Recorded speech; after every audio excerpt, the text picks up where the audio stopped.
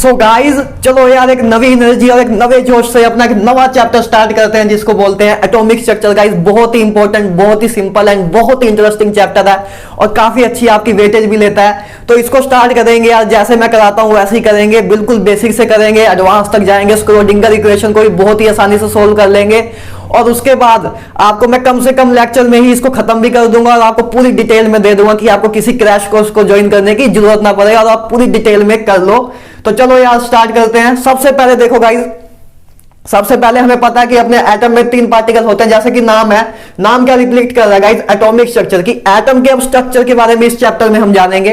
तो देखो सबसे पहले हमें पता है कि एटम के 3 फंडामेंटल पार्टिकल्स होते हैं, प्रोटॉन, इलेक्ट्रॉन एंड न्यूट्रॉन। तो इनके बारे में देख लो यार, मास और चार्ज की वैल्यू आपको आई होप आपको पता होगी, लेकिन एक बार रिफ्रेश कराना जरूरी है। कोई भाई बहन भूल गए होंगे तो उनको याद हो जाए। तो देखो मास ऑफ प्रोटॉन क्या होता है, 1.67 इंटू 10⁻⁻27 kg। वेरी सिंपल, ठीक है ना, आपको बहुत ही याद ही होगी ये चीज। चार्ज ऑफ प्रोटॉन क्या होता है, प्लस 1.66 इंटू 10⁻⁻19 कूलम। बहुत सिंपल है, ठीक है ना। इलेक्ट्रॉन का मास 9.11 इंटू 10⁻31 kg। आपको पॉइंट दिख रहा है ना गाइस, पॉइंट कभी कभी दिखता नहीं है कैमरे में, तो उस बात का ध्यान रखना, कोई दिक्कत नहीं होनी चाहिए आपको। बाकी बात से तो मैं बोल ही रहा हूं, ठीक है ना। Mass of electron 9.11 into 10⁻31 kg। बहुत सिंपल है। And charge is -1.66 into 10⁻⁻19 coulomb. बहुत ही सिंपल है गाइज, ठीक है ना। आपको वैल्यू आपने बहुत बार देखी होगी। अब देखो गाइज, मास ऑफ न्यूट्रॉन कितना होता है, 1.67 into 10⁻27 kg। And charge of neutron is 0 because you know neutron is a neutral particle, so that does not contain any charge, ठीक है गाइज। अच्छा आपसे मान लो पूछ ले कि बताओ कि प्रोटॉन का मास ज्यादा होता है कि न्यूट्रॉन का मास ज्यादा होता है, तो क्या लिखोगे। तो गाइज मैं बहुत ही प्रिसाइज बताऊं तो 1.673 इसका मास होता है और इसका 1.67 इंटू 5 होता है। तो mass of neutron is slightly greater then mass of proton, ठीक है गाइज। बहुत ही क्रिटिकल सा पॉइंट था। कभी कभी ये मान लो आपसे पूछ लें कि ऐसे कोई एक्सप्रेशन आ जाए, है ना, कि मास ऑफ, पहले ऐसे आपको दे देंगे मास ऑफ प्रोटॉन, ठीक है ना, mass of neutron and mass of electron. तो ऐसे गाइज आपका ये ऑप्शन सही हो जाएगा। आपको पूछ लिया जाए कि बताओ कि मास किसका ग्रेटर है किसका नहीं है, तो उस अकॉर्डिंग सबसे ज्यादा मास किसका है, न्यूट्रॉन का। बिल्कुल माइन्यूट सा फर्क है इन दोनों में और इलेक्ट्रॉन का तो बहुत दूर है। तो आई होप अभी तक सब क्लियर हो गया होगा। अभी तक कुछ भी नहीं कराया हमने, सिर्फ बेसिक सी एक बार रिफ्रेशमेंट की। तो अब देखो गाइज, नेक्स्ट बात देखो गाइज, जैसे हमने अब देखते हैं रिप्रेजेंटेशन कैसे करते हैं एलिमेंट की। तो गाइज देखो, जो एलिमेंट होता है उसका हम पहले सिंबल अपना हमने माना x, उसके ऊपर हम लिखते हैं guys mass number. Very important, what is mass number. Mass number is a number of neutron plus number of proton, ठीक है ना। जैसे कि मैंने इधर लिखा भी हुआ है, तो इसको मैंने n+p की फॉर्म में लिख दिया है, बहुत ही सिंपल। तो देखो एटॉमिक मास नंबर को हम A से रिप्रेजेंट करते हैं और Z से रिप्रेजेंट करते हैं एटॉमिक नंबर को। गाइस कंफ्यूज ना होना कि एटॉमिक नंबर को A से रिप्रेजेंट करते हैं, बिल्कुल क्रिटिकल पॉइंट है, याद रखना। जहां आप गलती करोगे मैं आपको बताते जा रहा हूं कि आप इधर गलती कर सकते हो और इधर कंफ्यूज हो सकते हो गाइस। तो इस बात का ध्यान रखना कि एटॉमिक नंबर Z से रिप्रेजेंट करते हैं और मास नंबर को हम A से रिप्रेजेंट करते हैं। तो देखो एटॉमिक नंबर अपना क्या होता है, नंबर ऑफ प्रोटॉन, जिसकी वैल्यू होती है P। बहुत ही सिंपल है गाइस, कुछ भी अभी किया हमने, कुछ भी नहीं किया, बस आपको थोड़ा मजा लेने वाला था। तो देखो अब करते हैं स्टार्ट, हमने जिस पे क्वेश्चन बनने स्टार्ट होते हैं। इसके बाद पहले हम ये करेंगे, उसके बाद अपने मॉडल्स देखते हैं, उसके बाद आगे भी चीजें करेंगे, स्क्रोडिंगर इक्वेशन तक बिल्कुल लास्ट तक निकलेंगे। तो देखो पहले बात करते हैं टर्म्स एसोसिएटेड विद एलिमेंट्स की। एलिमेंट्स के साथ गाइस जो टर्म्स एसोसिएट होती हैं उनके बारे में डिस्कस करते हैं। देखो सबसे पहले आता है आइसोटॉप्स, जिसके बारे में आपने बहुत ज्यादा सुना भी होगा। तो देखो क्या होता है isotopes, same atomic number but different mass number. कि guys elements atoms having same atomic number but different mass number are called isotopes. Guys बहुत ही सिंपल डेफिनेशन है। तो इसकी एग्जांपल देखो गाइस, जैसे देखो C12, C13 एंड C14। तो देखो इनमें क्या था, एटॉमिक नंबर हमने सेम रखा था। मैंने बताया था कि एटॉमिक नंबर अपना ये होता है, तो एटॉमिक नंबर अपना देखो सेम है, लेकिन मास नंबर डिफरेंट है, दैट इज कॉल्ड आइसोटोप। बहुत ही सिंपल चीज है, ठीक है ना। आपको एग्जांपल से और क्रिस्टल क्लियर हो रहा होगा। तो गाइस नेक्स्ट देखो, नेक्स्ट क्या है, isobar, just opposite to that, ठीक है ना। आइसोबार देखो क्या होता है, same mass number but different atomic number, means the atoms having same mass number and different atomic number are called isobars. तो गाइस इंग्लिश में भी बताना जरूरी है क्योंकि कुछ लोग साउथ साइड में हैं तो उनको भी सही प्रॉब्लम ना हो। देखो गाइस इसकी एग्जांपल क्या है, हाइड्रोजन 1,3 है ना एंड हीलियम 2,3। तो देखो बहुत ही क्लियर एग्जांपल है। देखो इसमें अपना क्या सेम है, देखो अपना मास नंबर सेम है लेकिन एटॉमिक नंबर डिफरेंट है। बहुत ही इजी चीज है, कुछ भी इसमें बताने वाला नहीं था, ठीक है ना। अब नेक्स्ट बात करते हैं गाइस आइसो इलेक्ट्रॉनिक स्पीसीज क्या होती है। आइसो इलेक्ट्रॉनिक देखो गाइस सिंपली क्लियर हो रहा है, आइसोटॉप्स आपको पता ही है। आइसो बार को आप याद आइसो का मतलब क्या होता है गाइस, सेम, ठीक है ना। बार मतलब मान लो कि भारी, ठीक है ना, तो इसमें अपना सेम मास है, इसी मतलब सेम भार के हैं।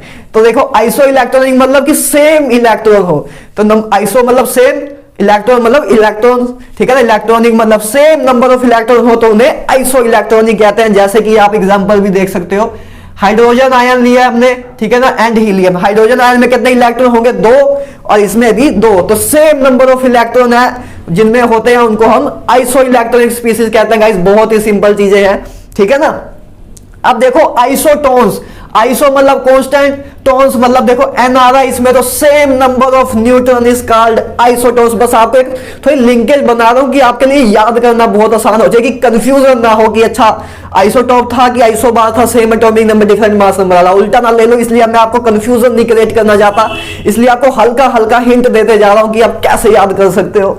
तो देखो आइसोटोन्स क्या होता है, same number of neutron. Neutron क्या होता है गाइस, ए माइनस जेड। देखो हमने ए क्या लिखा था, number of proton, number of neutron plus number of proton, and atomic number हमने क्या लिखा था, प्रोटॉन। तो नंबर ऑफ न्यूट्रॉन अगर निकालने हमें तो इसमें से माइनस ए कर दे, है ना, N plus P minus P, तो एन आ जाएगा। तो वही हमने लिखा गाइस कि ए माइनस जेड गिव है नंबर ऑफ न्यूट्रॉन। तो जिनमें ए माइनस जेड की वैल्यू सेम होगी वो अपने आइसोटोन्स होते हैं गाइस। जैसे कि आप एक एग्जांपल देख सकते हो, देखो ट्राइटियम लिया हमने, हाइड्रोजन का आइसोटोप है H13, ठीक है ना, हीलियम 42। तो देखो सॉरी इधर हमने उल्टा लिख दिया, देखो देखो इधर अपना 2 नीचे आएगा, 2 4, ठीक है ना। अब देखो a माइनस जेड की वैल्यू देखो गाइस, 3 माइनस 1 2, 4 माइनस 2 2। तो गाइस देखो a माइनस जेड की वैल्यू जब अपनी सेम है, means number of neutron same आएंगे, तो अपने उनको आइसोटोन्स बोलेंगे। आई होप गाइस इधर आपको सब कुछ क्लियर हो गया हो, कोई भी डाउट अपना नहीं रह गया अब, ठीक है ना। मैंने बहुत ही आराम से कराया, जितना आपके पास टाइम है उसके अकॉर्डिंग तो बहुत ही आराम से कराया, ठीक है ना। इसीलिए मैं पहले लिख के आता हूं कि आपका टाइम खराब ना हो, मेरा टाइम ज्यादा लग जाए चलेगा लेकिन आपका ना लगे ज्यादा, ठीक है ना। तो देखो ऐसे मेरी मेहनत ज्यादा लगती है कि मुझे लिख के आना होता है, नहीं तो ऐसे मैं आके लिखूं और बस आपको 1 घंटे करा के निकल जाऊं, ठीक है ना। ऐसे मुझे 3-4 घंटे लग जाते हैं इसको बनाने में, लेकिन आपके लिए मैं कर रहा हूं तो करना चाहिए मुझे, मेरा फर्ज है, ठीक है ना। बस आपका फर्ज है बस मुझे अपने 15 सेकंड दे के बस एक कमेंट किया करो यार। लाइक बहुत आते हैं लेकिन कमेंट कम आते हैं भाई, 15 सेकंड दो मुझे अपने, ठीक है ना। आइसोडाइफर्स देखो गाइस, अब अच्छा ये 2 चीजें हम लोगों को नहीं पता होती, ठीक है ना। ये 2 चीजें हम लोगों को नहीं पता होती लेकिन इस पे भी क्वेश्चन आए हुए हैं गाइस। मेन बात करें तो एडवांस में तो जरूर आए हैं और एम्स में भी क्रिटिकल पॉइंट लेके जरूर आए हैं, क्योंकि ये बच्चे याद नहीं रखते, उनको पता होता है कि इधर से क्वेश्चन बनाएंगे तो उनको याद नहीं होगा तो कंपटीशन डिक्रीज होगा। क्योंकि उनको गाइस 20 लाख बच्चों में से, जैसे नीट में बात करो तो 15 लाख बच्चे तो देते ही हैं, और अपने जेई में भी 10 लाख बच्चे तो देते ही हैं, तो उनको निकालने हैं 10 लाख में से 10,000 बच्चे। तो ऐसे ही क्वेश्चन ढूंढते हैं कि जो बाकी प्रोपोर्शन ना करके जाए, लेकिन हम करके जाएंगे यार, हम उन 10,000 में हैं। तो देखो सबसे पहले बात करते हैं आइसोडाइफर्स क्या होते हैं गाइस। आइसोडाइफर देखो same difference of number of neutron and proton, मतलब number of neutron and proton के बीच में जो डिफरेंस है वो अपना सेम हो तो उसे बोलते हैं आइसोडाइफर गाइस। बहुत ही सिंपल चीज है, इसको मैथमेटिकली ऐसे भी लिख सकते हैं कि अंडर रूट में n माइनस जेड, देखो है ना, हमने लिखा ना सेम डिफरेंस, मतलब न्यूट्रॉन एंड प्रोटॉन के बीच में सेम डिफरेंस। तो नंबर ऑफ न्यूट्रॉन मान लो अपना n है, तो प्रोटॉन अपने जेड से लिखा था तो माइनस जेड, तो अपना इसका मैग्नीट्यूड। लेकिन मैं गाइस आपको कहूंगा कि आप ए वाला फॉर्मूला याद रखिए, क्योंकि आप सीधा इस फॉर्मूले से सीधा निकाल पाओगे, नहीं तो आपको पहले नंबर ऑफ न्यूट्रॉन निकालना पड़ेगा, उसके बाद आप कर पाओगे। तो इसको देखो हमने बस क्या किया, नंबर ऑफ न्यूट्रॉन की जगह ए माइनस जेड पुट कर दिया। देखो देखो अपना ए क्या था, n प्लस पी, तो है ना। तो देखो बहुत ही सिंपल है, मैं आपको याद नहीं कराना चाहता तो एक बार मैं आपको बता भी देता हूं, क्योंकि मेंस क्या नाम है नीट वाले बच्चों को कंफ्यूजन ना हो। a बराबर है n प्लस जेड के, हमने लिखा था ए बराबर है n प्लस जेड के, पी हमने लिखा था ना नंबर ऑफ एटॉमिक नंबर के बराबर है, तो जेड की बराबर है, ठीक है ना। तो ए बराबर है n प्लस जेड के, तो हमने n की जगह पे क्या लिख सकते हैं गाइस, ए माइनस जेड, ठीक है ना, A minus Z equal to n। तो बहुत सिंपल था, तो हमने बस इधर a माइनस जेड पुट किया, तो a माइनस जेड पुट करेंगे तो क्या आएगा, a माइनस 2z हो जाएगा, एक माइनस और आ गया z, तो a माइनस 2z हो जाएगा। तो अपना आइसोडाइफर निकालने का वेरी सिंपल फॉर्मूला बन जाएगा कि हमें रिप्रेजेंटेशन दी होगी, हम उसी से निकाल लेंगे, नहीं तो पहले आपको नंबर ऑफ न्यूट्रॉन निकालने पड़ेंगे, उसके बाद आप करोगे। तो आइसोडाइफर को याद रखने के लिए सबसे ज्यादा क्या याद रखेंगे, इस फॉर्मूले को रखेंगे। तो देखो a माइनस 2z कितना हुआ, 11 माइनस 2 इंटू 10 1 है ना, तो इसमें 13 माइनस 2 इंटू 6 इंटू 1 है ना। इसमें देखो a माइनस 2z की वैल्यू इसमें भी 1 आ रही है, a माइनस 2z की वैल्यू इसमें भी 1 आ रही है, तो ये अपने दोनों आइसोडाइफर्स हुए। तो बहुत ही क्लियर चल रहे हैं यार, बहुत ही सिंपली चल रहे हैं। अब लास्ट देखो गाइस, लास्ट है आइसोस्टर्स। आइसोस्टर्स क्या होता है भाई, जो अपने आइसो इलेक्ट्रॉनिक्स है इसी के डैडी होते हैं। तो देखो इसमें क्या होता है कि सेम नंबर ऑफ एटम भी होने चाहिए और इलेक्ट्रॉन भी, इसमें बस इलेक्ट्रॉन सेम हो रहे थे, इसमें इलेक्ट्रॉन के साथ साथ नंबर ऑफ एटम भी सेम होने चाहिए। जैसे कि देखो carbon monoxide and nitrogen monoxide का प्लस चार्ज, ठीक है। देखो इसमें देखो नंबर ऑफ एटम कितने हैं, इसमें 2, इसमें भी नंबर ऑफ एटम कितने हैं, 2, नंबर ऑफ एटम दोनों में 2 ही 2 है, ठीक है ना। Molecules having same number of atom and electron. अब इलेक्ट्रॉन देखो गाइस इसमें कितने हैं, इसमें इलेक्ट्रॉन 6 है और इसमें 8 है, इसमें इलेक्ट्रॉन देखो कितने 7 और इसमें कितने हैं अपने, इसमें 8 है और प्लस एक चार्ज है, तो इसमें एक माइनस इलेक्ट्रॉन करेंगे तो ये अपना आ जाएगा सेम, इन दोनों की वैल्यू सेम ही आ जाएगी। देखो 6 प्लस 80 हो जाएगा। तो गाइस आइसोस्टर भी हमने देख लिया कि बहुत ही सिंपल चीज है, क्या है कि सेम नंबर ऑफ एटम भी हो एंड इलेक्ट्रॉन, तो उसको आइसोस्टर बोलते हैं। गाइस ये 2 चीजें भी आपको बहुत अच्छी तरह क्लियर होनी चाहिए। ज्यादा अगर क्वेश्चन इन पे ही आते हैं, लेकिन जब अच्छा क्वेश्चन बनेगा, जब डिफरेंस क्रिएट करने के लिए बनेगा कि टॉपर्स और जनरल स्टूडेंट को डिफरेंस क्रिएट करें, तो यही बनेगा गाइस, इन पे ही क्वेश्चन बन सकता है। नेक्स्ट देखो गाइस प्लैंक्स इक्वेशन क्या, गाइस पहले प्लैंक्स ने क्या कहा था कि प्लैंक्स ने कहा था जैसे अपनी सोलर एनर्जी आती है, तो उसने कहा था कि electromagnetic energy always transmit in form of radiant energy and this radiant energy always travel in a form of packets. Guys उसने कहा था कि जो एनर्जी अपने पास आती है वो फॉर्म स्मॉल पैकेट्स की फॉर्म में आती है, जिसको हम क्वांटा बोलते हैं। इसको हम थोड़ा और अच्छी तरह मॉडर्न फिजिक्स में भी देखेंगे, लेकिन आपने क्वांटा वर्ड सुना होगा कि कोई भी एनर्जी जो आ रही है, तो उसने प्लैंक्स ने कहा था जो एनर्जी रेडिएंट एनर्जी आ रही है वो हमारे packet small packets of energy की फॉर्म में आ रही है, जिसको हमने क्वांटा बोला। गाइस बहुत ही सिंपल है। तो देखो वैसे ही मैंने बता दिया कि आपको थ्योरी भी पता हो थोड़ी बहुत, इसीलिए कह रहा हूं कि बस इधर हमने लिखा स्मॉल में है, लेकिन मैं आपको करा पूरा रहा हूं कि सब कुछ बता रहा हूं कि इसने ये बताया, इसने ये बताया। तो देखो प्लैंक्स की इक्वेशन क्या आई थी गाइस, E बराबर h न्यू के। न्यू क्या है गाइस अपना, न्यू अपनी फ्रिक्वेंसी है, आपको पता भी होगा, ठीक है ना। न्यू अपनी फ्रिक्वेंसी है, E बराबर आ गया h न्यू के। इसने गाइस बस एनर्जी निकाली थी कि एनर्जी ऑफ ए फोटोन निकालने का बहुत ही इजी फॉर्मूला है। एंड हमने न्यू को देखो गाइस फ्रिक्वेंसी क्या होती थी, फ्रिक्वेंसी c बाय लैम्डा, मतलब वेलोसिटी बाय लैम्डा होता है वैसे तो, ठीक है ना। तो लेकिन इधर हम EM वेव हम always travel in the speed of light, तो इस करके हमने c लिया हुआ है गाइस, बहुत ही सिंपल है, ठीक है ना। तो बस आपको ये चीज पता ही होगी यार, बस एक बार रिफ्रेश कराना जरूरी है कि आपको ये ना लगे कि भैया ने नहीं कराया मुझे, ठीक है ना। तो लास्ट में देखो गाइस अब बात करते हैं फोटो इलेक्ट्रिक इफेक्ट। तो देखो क्या होता है कि कोई मेटल है, जैसे देखो एक मेटल है, तो जब उसमें एक अमाउंट ऑफ एनर्जी आके गिरती है, रेडिएंट एनर्जी आती है, तो इसके जो इलेक्ट्रॉन होते हैं इधर वो एक्साइट होते हैं, उसके इलेक्ट्रॉन निकलने स्टार्ट होते हैं, उसी प्रोसेस को फोटो इलेक्ट्रिक इफेक्ट कहते हैं। The phenomena of ejection of the phenomena of emission of electron from the surface of metal when there sufficient amount of energy pass through it, that is called photo electric effect guys. तो बहुत ही simple है। तो देखो मान लो हमने h new energy भेजी है ना, h न्यू एनर्जी हमने लाइट की फॉर्म में भेजी, तो मान लो अच्छा गाइस वर्क फंक्शन क्या होता है, पहले देखो वर्क फंक्शन क्या होता है कि the minimum amount of energy required to remove a electron just outside the atom is called metal is called work function guys. मतलब कि कितनी मिनिमम से कम कितनी हमें उसको एनर्जी देनी पड़ेगी किसी मेटल से जस्ट निकल जाए बाहर, तो उसको बोलते हैं वर्क फंक्शन गाइस, ठीक है। जैसे देखो ये अपना इलेक्ट्रॉन इधर है, मान लो इलेक्ट्रॉन है, तो इसको गाइस कितनी एनर्जी दे कि जस्ट मेटल से ऐसे बाहर आ जाए, जस्ट बाहर आ जाए, तो उसको बोलते हैं गाइस वर्क फंक्शन। ठीक है ना। तो हमने मान लो किसी चीज को मतलब मेटल को एचनी एनर्जी दी, तो क्या करेगा, उसका उस एनर्जी का कुछ पार्ट उसको जस्ट बाहर निकालने में मदद करेगा कि जस्ट उसको इधर ले आएगा, और कुछ एनर्जी का उसका पार्ट उसको किनेटिक एनर्जी की फॉर्म में कन्वर्ट होकर उसको दूर ले जाएगा गाइस, कहीं इलेक्ट्रॉन उछल के निकल पाएगा बाहर। तो देखो वही हमने लिखा है, कंजर्वेशन ऑफ एनर्जी लगाई गाइस, बहुत ही सिंपल चीज है। इसमें भाई आइंस्टाइन भाई साहब को अपना क्या कहते हैं प्राइज भी मिला था, नोबेल प्राइज मिला था, जिसमें मिलना चाहिए था उसमें मिला नहीं। तो देखो गाइस एच न्यू बराबर है एच न्यू नॉट प्लस के ई मैक्स। तो देखो हमने एच न्यू हमने भेजी थी, उसका कुछ पार्ट उसको इलेक्ट्रॉन को जस्ट निकालने के लिए यूज हुआ और कुछ पार्ट किनेटिक एनर्जी में यूज हुआ।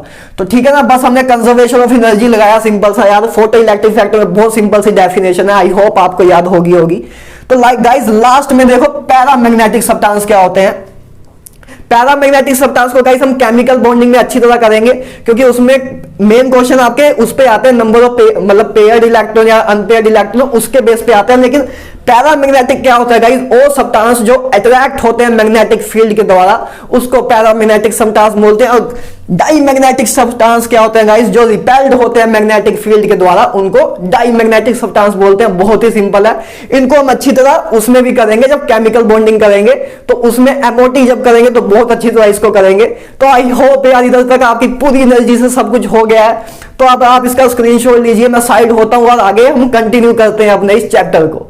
तो ले लो। तो गाइज चलो यार अब एटॉमिक मॉडल्स करते हैं। अभी तक हमने जितना किया अच्छा किया, अब एटॉमिक मॉडल्स पे आते हैं गाइज। पहले बात करेंगे थॉमसन एटॉमिक मॉडल की, ठीक है ना। मैंने एटॉमिक मॉडल को शॉर्ट में भी लिखा हुआ है एएम में, ठीक है ना। उसके बाद हम करेंगे रदरफोर्ड मॉडल को लास्ट में, जो कि बहुत ही इंपॉर्टेंट मॉडल है, बोहर एटॉमिक मॉडल, जिसपे अपने मैक्सिमम क्वेश्चन बने हुए हैं, उसको भी करेंगे। तो सबसे पहले देखो यार, थॉमसन एटॉमिक मॉडल ने क्या कहा था। थॉमसन ने कहा था कि जो अपना एटम है वो एक खरबूजे की तरह है।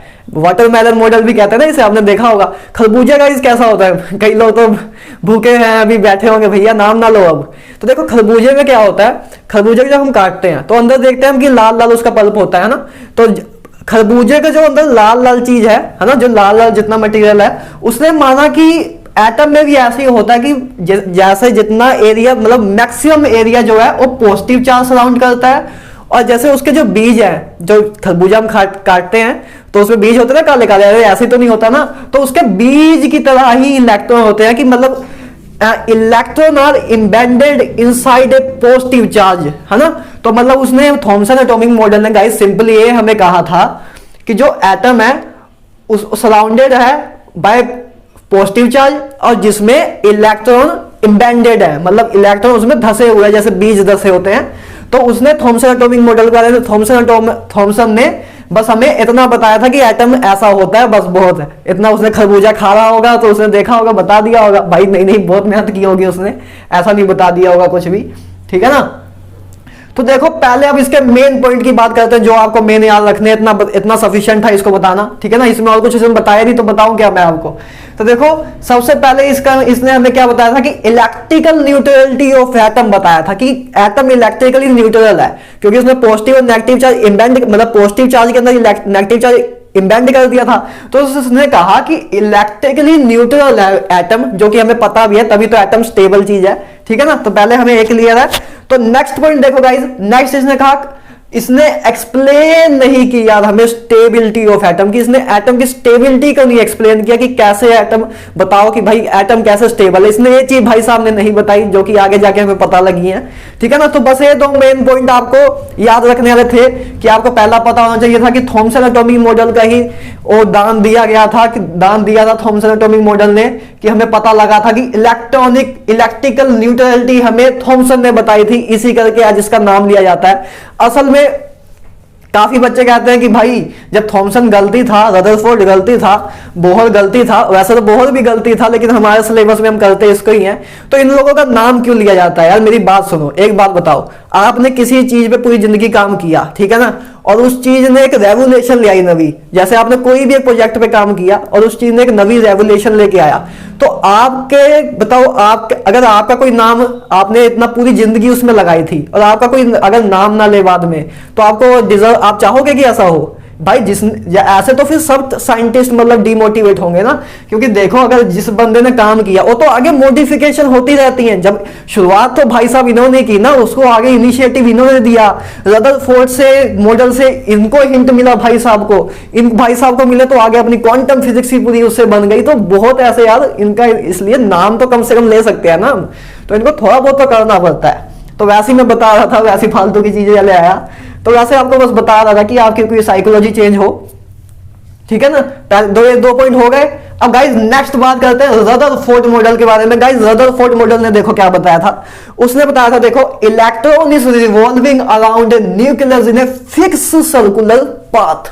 तो देखो जैसे गाइस ये सर्कुलर पाथ है, वैसे सर्कुलर नहीं है लेकिन समझ जाओ, ठीक है ना, सर्कुलर पाथ है। तो उसने क्या माना था गाइस, अच्छा उसने ना पहले एक अल्फा स्कैटरिंग एक्सपेरिमेंट कराया था, वो भी आपको बता देता हूं, थोड़ा इधर लिखा नहीं है लेकिन कराऊंगा सभी आपको, बिल्कुल भी आपको चिंता लेने की जरूरत नहीं है, बस लाइक करते रहना यार, और कमेंट सबसे जरूरी है, कमेंट करते रहना। जब तक आप कमेंट करते रहोगे तब तक मेरी एनर्जी हाई रहेगी। अगर जिस वीडियो पे कमेंट कम आते हैं उस टाइम मेरी एनर्जी लो हो जाती है गाइस, तो कमेंट बहुत जरूरी है। आपका पूरा सिलेबस मैं करा के रहूंगा, ठीक है ना।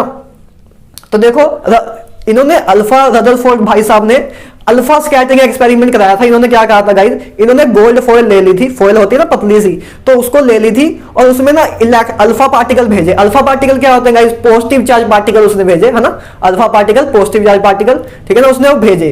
तो क्या हुआ, फॉइल जब उसने भेजे तो उसने देखा, उसने तीन मतलब दो चीजें मेनली ऑब्जर्व की कि पहली बार जब अल्फा पार्टिकल जा रहे हैं तब मतलब मेजर ऑफ अल्फा पार्टिकल सीधे ही क्रॉस हो जाते हैं बिना किसी डिफ्लेक्शन के, ठीक है गाइस। पहली बात तो उसने एक निकाली, उसने एक कंक्लूड किया कि अल्फा स्कैटरिंग एक्सपेरिमेंट में जब उसने, जैसे मान लो मेरी कोयल है, देखो जैसे मान लो कोयल है ना, एक कोयल है, गोल्ड कोयल है, वैसे गोल्ड तो नहीं है, मान लो बहुत ही पतली सी कोयल है, उसमें उसने अल्फा पार्टिकल भेजे, तो उसने देखा कि कुछ अल्फा पार्टिकल तो आर पार ही निकल गए, इधर से भेजे हमने तो आर पार निकल गए। तो गाइस इस पॉइंट से उसने क्या कंक्लूड किया, इस पॉइंट से उसने एक कंक्लूड किया कि measure of area, measure of volume, है ना, मेजर ऑफ एरिया जो एटम का है वो एम्प्टी है, मतलब खाली है, ठीक है ना। पहला पॉइंट उसने ए कंक्लूड किया। और गाइस उसने दूसरा पॉइंट ए कंक्लूड किया कि जब उसने अल्फा पार्टिकल भेजे तो उसमें से कुछ के पार्टिकल, ठीक है ना, बहुत ही कम पार्टिकल ऐसे थे जो बिल्कुल ही ऐसे गए और 180 डिग्री से ही वापस आ गए, ठीक है ना। तो उसने पॉजिटिव चार्ज पार्टिकल भेजे थे, पॉजिटिव चार्ज पार्टिकल वापस आ गए। तो उससे उसने एक चीज और कंक्लूड की कि atom contain a small amount, small positive charge, very small, मतलब बहुत ही छोटी सी जगह में एक पॉजिटिव चार्ज है अपना, ठीक है ना, बहुत ही छोटी सी जगह पे एक पॉजिटिव चार्ज है जिसमें मतलब एटम का ऑलमोस्ट सारा पॉजिटिव चार्ज उसी ने कंटेन किया हुआ है, बहुत ही स्मॉल एरिया में है, जिसके कारण गाइस देखो मैं जब पॉजिटिव चार्ज भेजा था तो वापस क्यों आया वो, इसी करके है ना, क्योंकि वो रिपेल्ड हुआ, है ना, पॉजिटिव लाइक चार्ज रिपेल होते हैं ना एक तरह से। तो जब पॉजिटिव चार्ज गया तो वो वापस इसीलिए आया ना क्योंकि रिपेल हुआ, तो इससे उसे एक पता लगा कि इधर कोई एक पॉजिटिव चार्ज है, और जो कि हमने देखा कि कोई एक आधी पार्टिकल वापस 180 डिग्री में आया। तो उससे उसने फिर एक कंक्लूड किया कि जो एटम कंटेन मतलब पॉजिटिव चार्ज, मतलब very high intensity of positive charge in a very small region, that is concluded by Rutherford model, है ना। रदरफोर्ड ने अल्फा स्कैटरिंग एक्सपेरिमेंट से इसको कंक्लूड करके फिर अपनी उसने हाइपोथेसिस लिखी, जो कि काफी मतलब उस आगे रदरफोर्ड भाई साहब को मदद की थी, ठीक है ना। तो मैंने छोटा सा आपको चीज बतानी जरूरी थी कि आपको फील आता रहे। तो देखो उसने एक दो चीजें और बताई थी, हमें दो फॉर्मूले और ड्राइव हुए थे। रेडियस ऑफ न्यूक्लियस उसने बताया था, मैंने आपको बताया था न्यूक्लियस का रेडियस क्या माना था, बहुत ही स्मॉल, कि बहुत ही स्मॉल है, ठीक है ना। तो रेडियस ऑफ न्यूक्लियस क्या होता है, आर नॉट ए 1⁻3। ए मैंने आपको पहले ही बता दिया, वो अपनी बताऊंगा, है ना। एटॉमिक मास, ओ समझ आ गया ना, एटॉमिक नंबर बोल रहा हूं यार, मास नंबर है अपना ए, ठीक है ना। तो अपना इसमें आप कंफ्यूज नहीं होना। आर नॉट की वैल्यू देखो गाइस लिखी हुई है, वैसे आप नहीं याद रखोगे तब भी कोई दिक्कत नहीं है। तो इसने भाई साहब ने ही बताया था कि इलेक्ट्रॉन रिवॉल्व करता है अराउंड ए न्यूक्लियस, ठीक है ना, बस इसने इतना बताया था। लेकिन इन भाई साहब से एक गलती हो गई जो कि मैक्सवेल भाई साहब ने इनको बर्बाद कर दिया। तो देखो इन्होंने कहा था कि जब इलेक्ट्रॉन सर्कुलर पाथ में मूव कर रहा है, ठीक है ना, तो मैक्सवेल भाई साहब ने क्या कहा था, देखो जब इलेक्ट्रॉन कोई भी चीज सर्कुलर पाथ में गाइस जब मूव करती है ना, कोई भी चीज सर्कुलर पाथ में मूव करती है तो उसको एक फोर्स चाहिए, सेंटीमीटर फोर्स चाहिए। अब जब कोई भी charge particle guys centimetre force के द्वारा मूव कर रहा है, ठीक है ना, सेंटीमीटर फोर्स के द्वारा मूव कर रहा है तो वो एक्सेलरेट होता है। तो मैक्सवेल भाई साहब ने हमें क्लियरली बताया था कि accelerated particle always radiate energy in form of radiant energy. तो उस अकॉर्डिंग देखें तो जब पार्टिकल एक घूम रहा है तो एक्सेलरेट कर रहा है एनर्जी को, है ना, एक्सेलरेट हो रहा है, चार्ज एक्सेलरेट हो रहा है, तो इसकी हमेशा ये एनर्जी मतलब रेडिएट करते जा रहा है, एनर्जी को हमेशा बस इमिट करते जा रहा है। तो गाइज मैक्सवेल की उस कंक्लूजन से ये आया था कि जब इलेक्ट्रॉन अगर बार बार अपनी एनर्जी रेडिएट करते जा रहा है तो ऐसा होना चाहिए कि मतलब उसकी एनर्जी हौली हौली कम होती जाए, कम होती जाए, कम होती जाए। जैसे देखो कि उसकी एनर्जी हौली हौली लो होती जाएगी, लो होती जाएगी, लो होती जाएगी, इलेक्ट्रॉन की हौली हौली रेडिएट मतलब इमिट करते जा रही है, हौली हौली लो होते जाएगी, लो होते जाएगी और फाइनली कैप्चर हो जाएगी अंडर ए न्यूक्लियस। तो मतलब गाइस एटम ही को उसने स्टेबल अनस्टेबल मतलब कह दिया था अचानक ही, ठीक है ना, कि उसने कहा कि एटम ही अनस्टेबल है, मतलब उससे मतलब गलती से यही कंक्लूड हो गया, मैक्सवेल थ्योरी ने इसको मतलब खत्म कर दिया कि रदरफोर्ड भाई साहब ने जो हमें चीज बताई है उससे क्लियर होता है कि एटम अनस्टेबल है, जो कि हमें पता है भाई, हम लोग भी हैं तो हम तो स्टेबल है ना। तो इसका मतलब कि उसने ये चीज हमें गलत बताई थी कि ये जो उसने पूरा कंक्लूजन दिया था हमें वो चीज गलत बताई थी। बस उसने एक चीज अच्छी बताई थी कि एटम में मतलब एटम जो है, एटम में एक पॉजिटिव चार्ज है वो जो कि कंसंट्रेटेड है एक स्मॉल रीजन में और उसमें इलेक्ट्रॉन रिवॉल्व करते हैं उसके अराउंड। बस उसने एक चीज सही बताई थी, बाकी उसने गलत बता दिया था, जो कि मैंने आपको बता दिया है बहुत ही क्लियरली। तो देखो गाइज उसके बाद एक अल्फा स्कैटरिंग एक्सपेरिमेंट में उसने एक फॉर्मूला दिया था। अच्छा, एक फॉर्मूला, ये जो फॉर्मूला है ये आपके मैकेनिक्स में भी बहुत यूज होगा। क्लोजेस्ट अप्रोच क्या होता है गाइस, देखो जैसे जब उसने अल्फा पार्टिकल भेजे, ए मान लो एक एटम है ना, ए मान लो एक 4 गोल्ड का एटम है, तो उसमें ए न्यूक्लियस है उसका सेंटर में, है ना, ए न्यूक्लियस है। जैसे मान लो देखो ए न्यूक्लियस है, ए सेंटर है ना, ए उसका न्यूक्लियस है। तो देखो क्या हुआ, देखो जब उसने भेजा a alpha particle positive charge particle गया, ए पॉजिटिव चार्ज पार्टिकल ऐसे आ रहा था, ठीक है ना, ऐसे आ रहा था ड्रिल की तरह। तो एक बार अब इधर भी इसका पॉजिटिव चार्ज है तो ये रिपेल करेगा, पहले जब उसके रीजन में आएगा तो ऐसे करके आया। तो ऐसे देखो इधर आके ऐसे घूमने लग गया कि अब आगे नहीं जा पा रहा है क्योंकि इसको इलेक्ट्रिक फील्ड रिपेल्ड कर दी है। तो रिपेल्ड कर दिया तो ये इनके बीच में अब क्लोजेस्ट अप्रोच है कि इसके आगे अब नहीं जा पाएगा क्योंकि इसकी इलेक्ट्रिक फील्ड इसे पीछे भेज रही है, तो इधर आके बस ऐसे घूमने लग जाएगा। तो ये अपना क्लोजेस्ट अप्रोच होता है गाइस। अच्छा, इस क्लोजेस्ट अप्रोच में होता क्या है, इस क्लोजेस्ट अप्रोच में देखो गाइस क्या होता है, मतलब जो इसकी इलेक्ट्रिक फील्ड है ना, जो इसकी क्या इलेक्ट्रिक फील्ड बोल रहा हूं सॉरी, जो इसकी किनेटिक एनर्जी है, जिससे किनेटिक एनर्जी से आ रहा था वो बराबर हो जाती है इसके पोटेंशियल एनर्जी के कारण। मतलब जो इसके चार्ज के द्वारा जो electric energy as a form of potential energy की फॉर्म में आती है तो वो उसके बराबर हो जाती थी गाइस की, मतलब किनेटिक एनर्जी जैसे किनेटिक तो इधर इसकी किनेटिक एनर्जी इसके पोटेंशियल एनर्जी के बराबर हो जाती थी गाइस। तो बहुत ही इंपॉर्टेंट पॉइंट है ये, आपके मैकेनिक्स में भी यूज होगा, बहुत ही ज्यादा यूज होगा। देखो कि आपको पता होना चाहिए कि क्लोजेस्ट अप्रोच में क्या होता है कि किनेटिक एनर्जी बराबर होती है पोटेंशियल एनर्जी के। बहुत ही इंपॉर्टेंट गाइस चीज बताई मैंने आपको, आज आपको मैकेनिक्स में भी मैंने आपको करानी है अभी, ठीक है ना। तो आई होप आपको समझ आ गया और एक छोटा सा फील देना था यार कि कैसे क्या चीजें चल रही हैं, तो मैं सोचा कि फील दे दूं तो आपको नजारा आ जाएगा, मजा आ जाएगा, ठीक है ना। तो देखो अब नेक्स्ट मूव ऑन करते हैं अपने क्या नाम है इस चीज पे। देखो इसीलिए मैं इधर लिखा कि किनेटिक एनर्जी बराबर हो जाएगी पोटेंशियल एनर्जी के। तो हमने सिंपल से लिख लिया कि क्लोजेस्ट अप्रोच में देखा ना हमने कि ऐसे कोई चीज जा रही है, ऐसे गई तो इधर रुक गई, अब नहीं जाएगा भाई, मैं नहीं जाऊंगा। अब क्लोजेस्ट अप्रोच आ गया गाइस, अब इसकी न्यूक्लियस की इलेक्ट्रिक फील्ड जो है इसको रिपेल करने लगी क्योंकि इधर भी पॉजिटिव चार्ज है, इधर भी पॉजिटिव चार्ज था, तो इधर इसको रिपेल करने लगी। तो ये अपना क्लोजेस्ट डिस्टेंस था गाइस, ठीक है ना, ये हमने कर लिया। तो अब नेक्स्ट देखो गाइस, मैंने फिर से एक छोटी सी चीज वही लिखी है कि E बराबर hc बाय लैम्डा, हमने देख लिया था।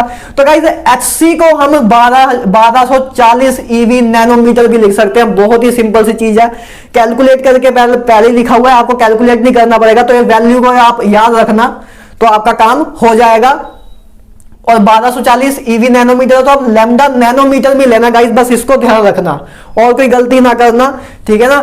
वेव नंबर देखो गाइस, अब वेव नंबर क्या होता है, वेव नंबर होता है अपना म्यू, वेव नंबर को गाइस कैसे रिप्रेजेंट करते हैं, म्यू के ऊपर बार, तो वेव नंबर होता है 1/λ, ठीक है ना। वेव नंबर गाइस असल में फील क्या देता है हमें, देखो जैसे कोई वेव है, हम किसी वेव को ऐसे रिप्रेजेंट करते हैं ना, तो वेव जैसे अपना एक साइकिल है, तो ये लैम्डा है अपना, है ना, इसी को वेवलेंथ कहते हैं ना भाई।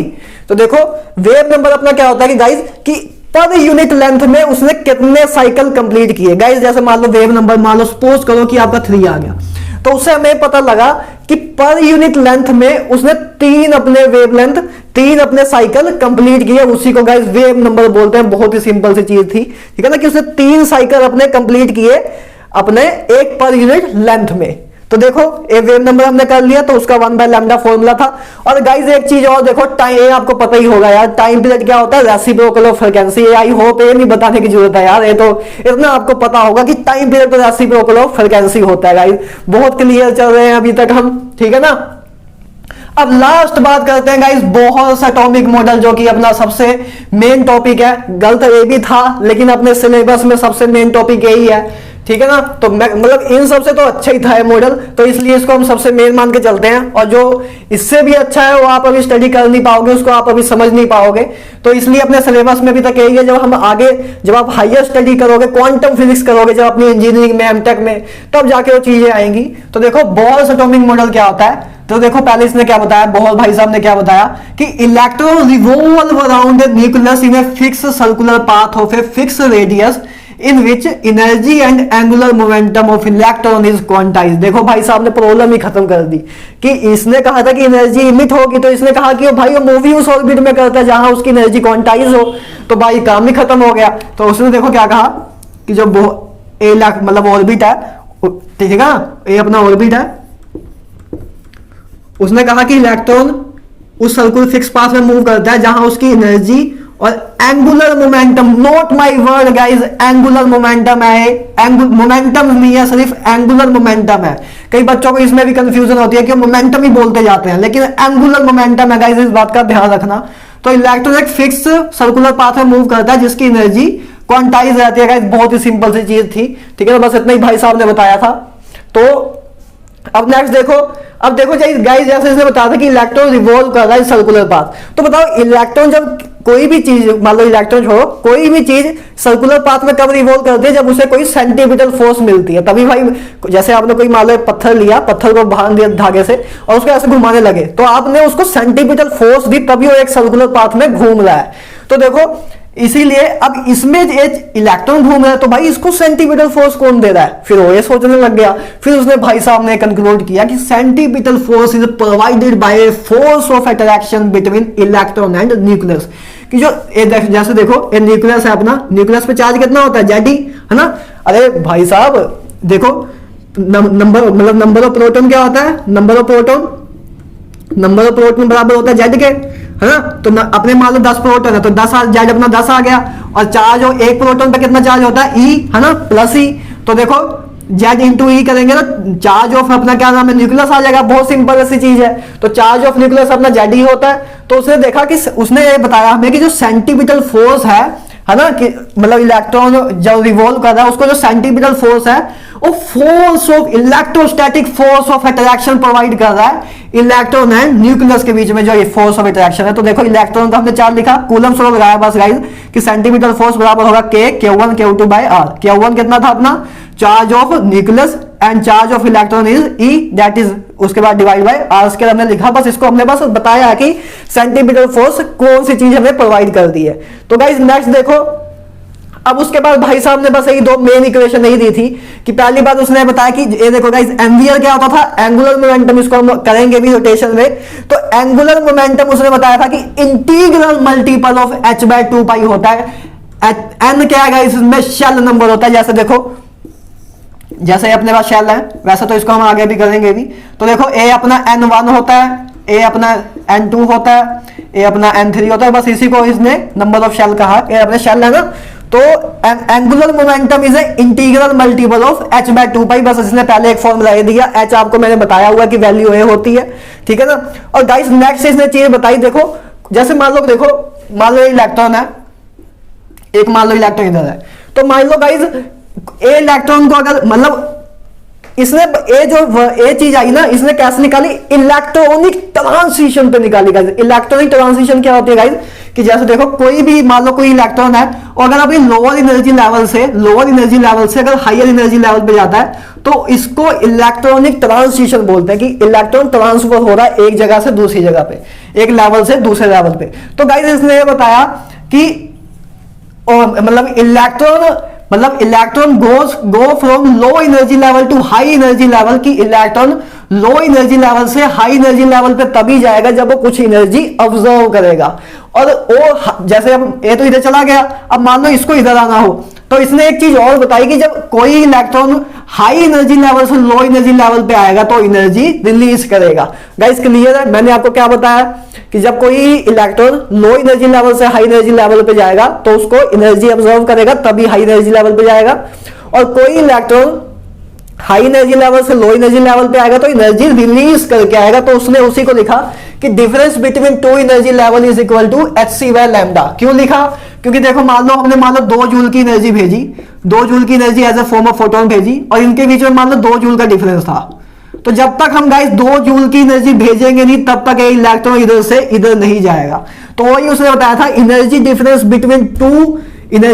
Between two level is equal to hc by lambda, तभी ट्रांजिशन हो पाएगी। ठीक है ना? अगर फोटोन की एनर्जी इससे कम हुई तो इलेक्ट्रॉन इधर का इधर ही रहेगा, मूव नहीं कर पाएगा। ओके गाइज, आई होप इधर तक सब कुछ आपको क्लियर है यार। बहुत ही सिंपल चीजें हमने की, तो इसका यार आप स्क्रीनशॉट लीजिए, उसके बाद हम आगे मूव ऑन करते हैं, थोड़ा सा और थ्योरी करते हैं। या देखता हूं मैं अभी वीडियो की ड्यूरेशन कितनी हुई है, अगर ज्यादा होगी तो इधर तक ही रखेंगे, नहीं तो और थ्योरी करते हैं यार, और उसके बाद हम प्यारे प्यारे इसके क्वेश्चन करेंगे, तो मजा आएगा गाइज। आप इसका स्क्रीनशॉट लो, पहले ले लो। सो गाइज फाइनली चलो यार आज के लेक्चर के लास्ट पार्ट पे आते हैं, थोड़ा बोहर मॉडल को और देखते हैं क्या क्या था, और उसके बाद हम अपना हाइड्रोजन स्पेक्ट्रम पे आएंगे, और डी ब्रोगली वेवलेंथ और हाइजेनबर्ग अनसर्टेनिटी प्रिंसिपल भी आज ही हम कवर कर लेंगे। उसके बाद जो अपना रहता है क्वांटम नंबर्स रहता है ना, क्वांटम नंबर और स्क्रोडिंगर इक्वेशन रहती है, उसको नेक्स्ट लेक्चर में करेंगे। और उसके बाद एक सीजन निकालेंगे, मतलब एक मैं स्पेशल क्लास लूंगा आपकी प्रीवियस ईयर क्वेश्चन में, उसमें हम फोकसली अपने प्रीवियस ईयर क्वेश्चन करेंगे। मतलब टोटल 2 लेक्चर में आपकी सारी थ्योरी खत्म और 1 लेक्चर में सारा प्रीवियस ईयर खत्म। तो चलो शुरू करते हैं। तो देखो सबसे पहले बात करते हैं radius of nth orbit. Guys अब हमें कुछ फॉर्मूले दिए थे बोहर साहब ने, तो उसको देख लेते हैं। पहले हमें कहा था कि रेडियस एनथ ऑर्बिट का रेडियस निकालना, तो उसका फॉर्मूला गाइस दिया हुआ है 0.529 into n square by Z. Angstrom में है guys radius of nth orbit का फॉर्मूला है। गाइस इसको आपने याद रखना है, आपके डायरेक्ट यूज आएंगे फॉर्मूले, आपसे सीधा पूछा जाएगा कि बताओ थर्ड ऑर्बिट में बताओ उसका रेडियस क्या होगा, तो बस आपको इधर 3 पुट करना, बस काम खत्म। ऐसे क्वेश्चन आएंगे गाइस आपको। तो देखो नेक्स्ट क्या है, पहले हमने रेडियस निकाल दिया। Velocity of electron in nth orbital अब निकालते हैं। वेलोसिटी क्या होती है 2.18 इंटू 10⁶ जेड बाय एन, तो मीटर पर सेकंड। तो ये आपका गाइस वेलोसिटी का फॉर्मूला है। बहुत ही सिंपल चीजें हैं, फॉर्मूले हैं यार, इसमें तो अब क्या बताऊं, इसको डिराइव भी कर सकते हैं, लेकिन क्या फायदा अपना करने का। ठीक है ना, हम जेई के स्टूडेंट हैं, बोर्ड के तो है नहीं, बोर्ड में भी नहीं आता वैसे तो इसकी डेरिवेशन। तो देखो गाइस अब नेक्स्ट बात करते हैं, हमने रेडियस कर लिया, वेलोसिटी कर लिया। नेक्स्ट देखो एनर्जी के बारे में देखते हैं। एनर्जी गाइस सबसे पहले इसकी टोटल एनर्जी देखो गाइस। टोटल एनर्जी क्या होगा guys, total energy potential energy plus kinetic energy का सम होगा। ठीक है ना, तो पता है। तो देखो टोटल एनर्जी गाइस क्या है, बोहर एटॉमिक मॉडल के according -13.6 into Z square by n square eV by per atom. ठीक है गाइस, ये आपको बहुत ही क्लियर होना चाहिए कि एनर्जी किस पे डायरेक्टली प्रोपोर्शनल है, Z square by n square. आपको सब कुछ पता होना चाहिए कि वेलोसिटी डायरेक्टली प्रोपोर्शनल है जेड बाय एन के, radius n square by Z का। गाइस एक बार करोगे तो याद हो जाएगा, नहीं तो हम क्वेश्चन के जरिए इसको और अच्छी तरह याद करा दूंगा, मैं आपको खुद ही याद करा दूंगा, कोई दिक्कत नहीं है। तो गाइस नेक्स्ट देखो किनेटिक एनर्जी। किनेटिक एनर्जी बराबर होगी 13.6 into Z square by n square eV per atom के। एबी सेम ऐसी है, बस टोटल एनर्जी अपनी नेगेटिव में थी, किनेटिक एनर्जी अपनी पॉजिटिव में। किनेटिक एनर्जी नेगेटिव में नहीं होती ना कभी, हाफ एम वी स्क्वायर। ठीक है ना, उसके बाद गाइज लास्ट में रह गया potential energy. Guys potential energy अपनी बराबर होती है -27.6 into Z square by n square eV per atom. बहुत सिंपल है, इन दोनों का आप अगर सम भी करोगे तब भी देखोगे आपके पास -13.6 ही आएगा। तो बहुत सिंपल सी चीज है। तो गाइज उसके बाद देखो मैंने एक सिंपल सा आपको रिलेशन में लिख के दिया हुआ है कि पोटेंशियल एनर्जी बराबर होती है -2 टाइम किनेटिक एनर्जी, जैसा कि आप देख भी पा रहे होगे, ठीक है ना, और बराबर होती है 2 टाइम टोटल एनर्जी के। तो आप देख भी पा रहे होंगे बहुत आसानी से, इसमें क्या बताऊं, ठीक है ना। अब गाइस एक दो इंपॉर्टेंट जबरदस्त फॉर्मूले देखो, ये आपके बहुत इंपॉर्टेंट फॉर्मूले, बहुत ही ज्यादा इंपॉर्टेंट फॉर्मूले गाइस। तो देखो energy difference between two orbitals, ठीक है, मतलब एक n2 ऑर्बिट दिया हुआ है, एक n1 ऑर्बिट दिया हुआ है। तो जब इलेक्ट्रॉनिक ट्रांजिशन होती है तो उसमें एनर्जी डिफरेंस का जो गाइस फॉर्मूला आता है, बहुत इंपॉर्टेंट फॉर्मूला है। तो देखो एनर्जी डिफरेंस का फॉर्मूला क्या होगा इसमें, 13.6 into Z square 1 by n1 square minus 1 by n2 square. Guys उसी फॉर्मूले से वैसे डिराइव किया, लेकिन आप इसको इसी फॉर्म में रहने दो, ऐसे याद करना है, इसको आप डिराइव करने की कोई जरूरत नहीं है, ठीक है ना। वैसे तो बस इसको पुट ही करना है। तो देखो इधर n2 था, इधर n1 था, तो लेकिन इधर याद रखना n1 n2 है ना, क्योंकि वो माइनस का साइन था। तो उसको आप जब करोगे तो वैसे ही आएगा, नहीं तो आप ऐसे भी कर सकते हो यार कि टोटल एनर्जी पहले n1 पे n2 पे निकालो तो उसमें n2 पुट कर दो, फिर n1 पे निकालो तो n1 पुट कर दो, उसके दोनों का डिफरेंस लोगे तब भी देखना यही चीज आएगी। तो बहुत सिंपल सी चीज थी, उसमें क्या बताऊं, ठीक है गाइस। एक और फॉर्मूला है गाइस जो हाइड्रोजन स्पेक्ट्रम में लगता है, 1 बाय लैम्डा, जिसको वेव नंबर भी बोलते हैं। 1 बाय लैम्डा बराबर है guys RH Z square 1 by n1 square minus n2 square. Same राशि है, बस इधर हमने ये चीज चेंज की है, RH जेड स्क्वायर आएगा गाइस। इधर RH क्या है गाइस, रिडबर्ग कांस्टेंट बोलते हैं गाइस इसको। इसकी वैल्यू क्या है, 1.1 इंटू 10⁻⁻7 मीटर, ठीक है ना। मीटर में हमने लिखा है 1.1 इंटू 10⁻⁻7 मीटर। गाइस इसको ऐसे ना याद रखना कि 109677 ऐसे वो वाला नहीं याद रखना, क्योंकि उससे कैलकुलेशन अपनी टफ होती है। तो हम सिंपल कैलकुलेशन का यूज करेंगे, जेई में इसी का यूज करना है आपको कि आपके जेई नीट में नंबर आपके फ्री में मिले, ठीक है ना। तो आई होप गाइस इधर तक आपको सब कुछ क्लियर हो गया होगा यार, ठीक है ना। आई होप इसको एक बार आप देख लो, मैं एक बार चेक कर लूं कि कैमरे की बैटरी डाउन नहीं होगी, उसके बाद हम आगे कंटिन्यू करते हैं। तो आई होप क्लियर है ना सब। तो चलो आप देखो इसको, मैं एक बार कैमरा देख लूं कि चलो यार अब इसको आगे कंटिन्यू करते हैं। मैंने इसको एक बार पहले बढ़ा दिया लेकिन देखा कि कैमरा ही नहीं चल रहा था, तो इसको फिर से करते हैं यार, पूरी एनर्जी के साथ फिर से स्टार्ट करता हूं, मुझे दुगनी मेहनत लग गई। तो देखो इंपॉर्टेंट पॉइंट के बारे में जानते हैं गाइस। मैंने आपको कुछ इंपॉर्टेंट पॉइंट डायरेक्ट लिखे हुए हैं जो आपका सीधा क्वेश्चन में यूज होंगे। तो देखो मैंने पहले लिखा, देखो गाइस क्या लिखा, for first spectral line. Guys आपको पूछा जा सकता है कि एनर्जी डिफरेंस बताओ for a first spectral line. तो आपको फर्स्ट स्पेक्ट्रल लाइन का मतलब पता होना चाहिए गाइस क्या होता है, कि फर्स्ट स्पेक्ट्रल लाइन वर्ड क्या इंप्लीकेट कर रहा है। तो देखो ए इंप्लीकेट कर रहा है कि n2 बराबर होगा अपना n1 प्लस 1 के, ठीक है ना। बस सिंपल सा ये प्रेजेंट करता है कि मतलब कोई एक पार्ट मतलब इलेक्ट्रॉन है वो n1 लेवल से बस एक लेवल ऊपर जा रहा है, तो इसी को गाइस कहते हैं फर्स्ट स्पेक्ट्रल लाइन, ठीक है ना। बहुत इंपॉर्टेंट चीज है। अब गाइस नेक्स्ट चीज है limiting spectral line. Limiting spectral line का मतलब गाइस क्या, कि कोई पार्टिकल इंफिनिटी में चला गया, इलेक्ट्रॉन इंफिनिटी में चला गया, तो उसको मतलब n2 अपना इंफिनिटी है, तो उसको लिमिटिंग स्पेक्ट्रल लाइन वाला केस बोलते हैं। ये सबसे ज्यादा इंपॉर्टेंट केस है जो आपके मेजरली यूज होता है, ठीक है ना। गाइस नेक्स्ट देखो H अल्फा लाइन का मतलब क्या होता है। H अल्फा लाइन का मतलब कि अपना n2 जो है n1 प्लस 1 है। गाइस ये आपको दिया नहीं जाएगा कि n2 आपका इन्फिनिटी है, बस आपको वर्ड दे दिया जाएगा, तो उससे आपको इंडिकेट करना पड़ेगा कि अपना n2 क्या है। तो वही मैंने आपको बताया कि H अल्फा का मतलब कि n2 अपना n1 प्लस 1 होगा, उसी तरह अपना H बीटा का मतलब n2 बराबर होगा n1 प्लस 2 के, ठीक है ना। बहुत सिंपल था। अब गाइस नेक्स्ट देखो number of spectral line. Guys ये भी चीज बहुत आती है, ठीक है, नीट में तो बहुत आती है। तो number of spectral line, guys number of spectral line क्या होती है गाइस, देखो जैसे अच्छा ये चीज हाँ मैंने पहले ही बना दिया था जब मैं आपको समझा रहा था, लेकिन कैमरा बंद था। तो देखो नंबर ऑफ स्पेक्ट्रल लाइन क्या होती है, देखो जैसे एक इलेक्ट्रॉन इधर से इधर इमिट हुआ, ठीक है ना, तो उसके पास देखो जैसे पहले एक काम कर सकता है कि पहले इधर से इधर आया फिर इधर से इधर आया, या तो इधर से इधर भी आ सकता है। तो इसमें number of spectral line guys कितनी हुई, तो 3 हुई। तो यही number of spectral line represent करता है कि कितनी लाइन हम मतलब खींच सकते हैं जब वो पाथ अपना ट्रैवल कर रहा है इधर से इधर। सिंपली मैं आपको यार समझाने के लिए ऐसे बता रहा हूं, ठीक है ना, ऐसे इतना सिंपली तरीके से कोई नहीं समझाएगा, ठीक है ना। तो नंबर ऑफ स्पेक्ट्रल लाइन देखो गाइस, इसका क्या फॉर्मूला है, n2 minus n1, n2 minus n1 plus 1/2। बहुत सिंपल था। इसको गाइस एक चीज और बहुत ही इंपॉर्टेंट चीज है गाइस, ये आपके एडवांस में बहुत आती है। ये अगर यार ऐसे इतना सब कुछ मुझे कंक्लूड करके पहले मुझे किसी टीचर ने या मेरे टीचर ने करा दिया होता यार, मैं जेई एडवांस टॉप कर जाता। आपको इतना कंक्लूड करके कोई नहीं बता पाएगा गाइस। ए बराबर, इसको बराबर भी हम लिख सकते हैं नंबर ऑफ फोटोन इमिटेड और फॉल ड्यूरिंग इलेक्ट्रॉनिक ट्रांसिशन, कि कितने नंबर ऑफ फोटोन इमिट हुए या फॉल हुए ड्यूरिंग इलेक्ट्रॉनिक ट्रांसिशन। जैसे मैंने आपको गाइस बताया था कि इलेक्ट्रॉनिक ट्रांसिशन कब होती है, जब नंबर ऑफ फोटोन फॉल होते हैं या इमिट होते हैं, है ना।